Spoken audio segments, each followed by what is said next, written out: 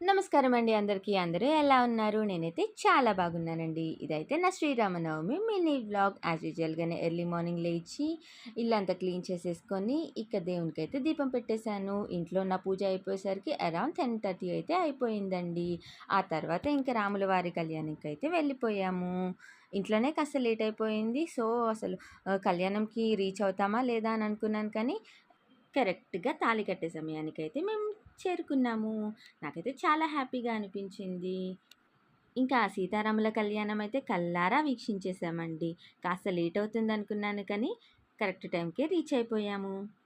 సీతారాముల ఆశీస్సులు మనందరిపైన ఉండాలని మనస్ఫూర్తిగా కోరుకుంటూ టెంకాయ అయితే కొట్టేశానండి.